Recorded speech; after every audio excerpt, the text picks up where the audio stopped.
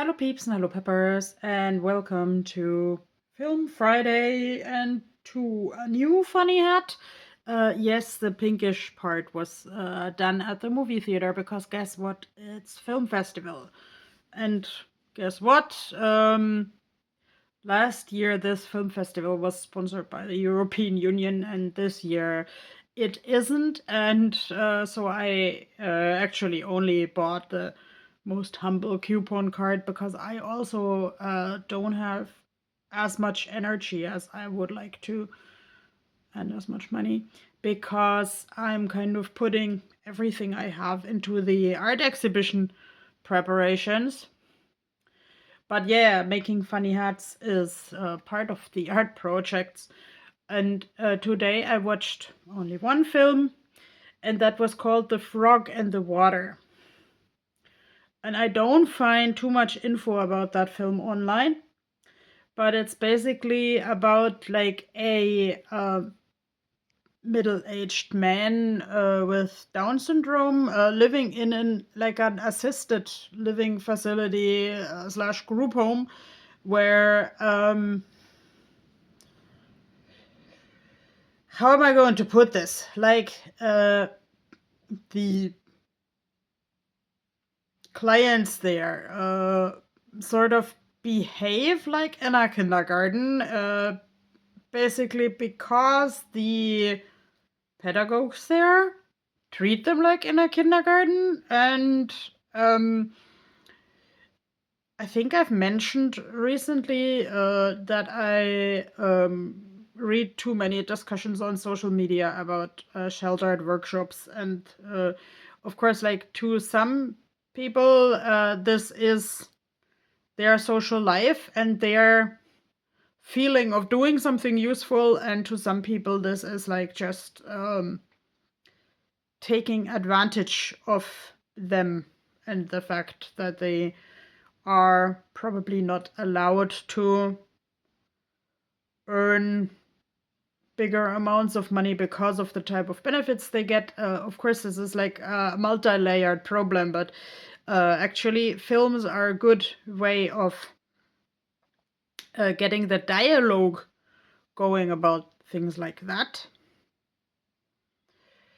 And here is the question: does Bushi have to live in a group home? We don't know what Bushi's full name is. I was surprised that the film was actually at least partially set in Germany, and so Busch is a really common German surname. So it's not unlikely that, like you attach an e to the to whatever last name, uh, and that that makes a nickname like of the type.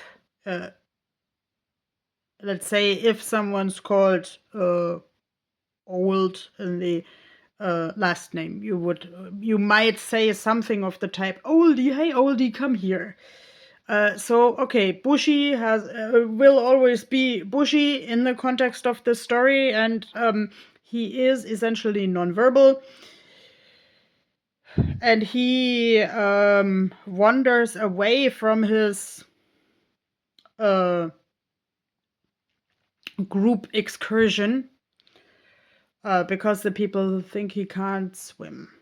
When they are going to the pool, he kind of feels excluded, and he finds a Japanese travel group uh, on a bus. And they think like Bushi is a samurai name, sort of.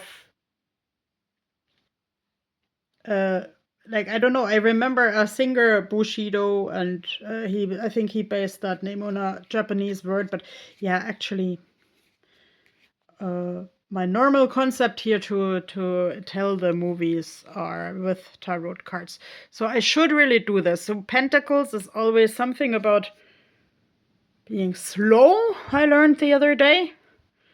and about a certain richness. So, yes, I think Bushi's life is getting richer by meeting those Japanese people. Of course, it's a little bit problematic. He just communicates to the Japanese people by bowing to them. That seems to me like a kind of a stereotype. And there's kind of a vicious circle of stereotypes, but as long as we reflect that well, it's okay. And let's say they accept him the way he is. Especially like one mysterious gentleman who later tries to convey to Bushi that he lost a disabled brother in childhood, and that's why actually he takes a liking to Bushi and even tolerates it willingly that Bushi follows him everywhere and goes with him to like the hotel room and let's say then some things about the traveling happen. I don't want to spoil the movie, but it's like not directly realistic. Because where would you go like without some form of identification and money and speech? I mean, okay, don't get me wrong. People who can't speak also can travel, but there should be like some means of expressing oneself to tell who you are. Okay, here the world is upside down, but yeah, the world is actually a good opportunity to tell about the travels because let's say what bothered me a little bit here with the world upside down is that let's say I would say Bushi hardly shows any signs of like developing during the story, but like other people's communication with Bushi develops. Well, maybe one sign of development is that he then starts to say one word, and that word is in Japanese. And actually, that word was really interesting to me because it spells a little bit similar to a totally different but also nice Icelandic word.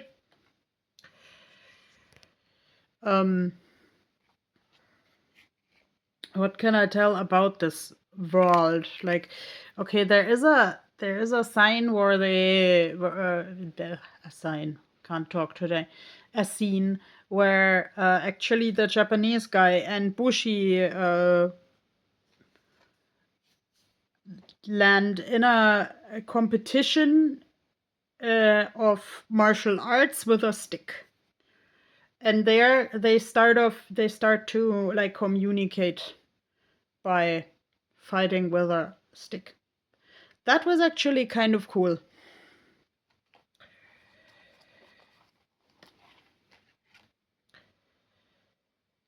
The Knight of Pentacles. Okay, that as said, the Suit of Pentacles is often a little bit slow. When I see this knight's armor, I actually kind of think of a kind of stiff system. And actually, I would say the system didn't seem as stiff as I expected it because like the group home and its excursion was really chaotic. The person who led the group in the group home who had like no obvious disabilities, she paid big amounts of money to follow the bus with Bushi in it just by taxi, basically through the entire of Germany. Let's say that part reminded me a little bit of this classic piece at 5:30. That is, however, about blind people, but these blind people are somewhere in Germany, I think in Hamburg, and then they haphazardly go on a ferry to Russia.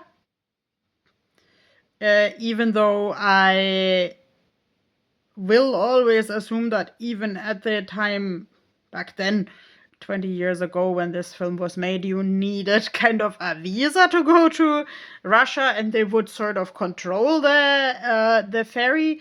And I don't know if you use this word blind passenger in English, but let's say blinder Passagier in German is, well, someone who goes on a ship without disclosing themselves or without paying for the trip. So let's say, since this was a German movie, maybe they played a little bit with this item, blind passenger. And actually, much later, I found out that this film was made in Denmark, so no visa problems there. But still, in the context of the story, the people say all the time that they are in Russia, like the area around Onega, Russian Karelia.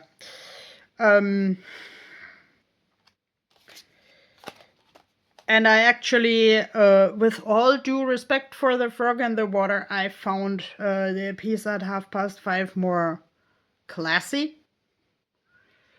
But of course, The Frog and the Water was more humorous and more actually about communicating without language. And maybe I'll find a card. Maybe maybe I'll find a card where I can maybe say something about. Yeah, actually, the chariot is movement. The chariot is traveling. I wanted to say something about the tourists because, like, the people on the bus are, of course, a group of middle-aged to older Japanese tourists, and let's say I originate in a German city that is very touristy. So, and of course, now I'm living in Iceland, that's extra touristy, especially when you live in Reykjavik. And actually, let's say, even local small businesses and like things for people who live here sometimes go under in the touristy stuff. So actually, I like stories where people make good-hearted fun of tourism. And of course, this is like the tourists here always running around with their selfie sticks and always needing a translator and always kind of, it's a little bit of a stress of rounding up all the people whenever this bus has to carry on. And that was actually pretty sympathetic because it was like both exaggerated and natural, if that makes sense. I would say it's like, okay, in tarot, they sometimes say that the moon has something to do with intuition. So I would say The Frog and the Water is a film about intuition.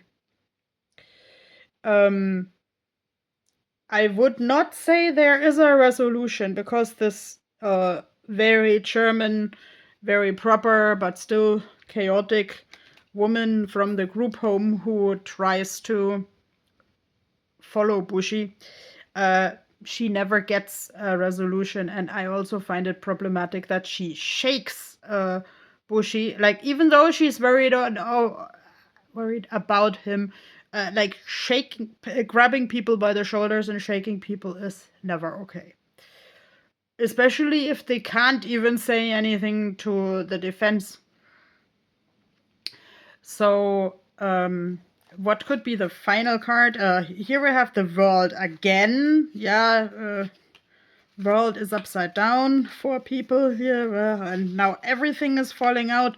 Here, the Four of Swords. Like, the swords are often panic, intuition, but it's also like this hat of, yeah, traveling, of actually having the feeling of finally being someone. So I leave you with this thought. Bye bye.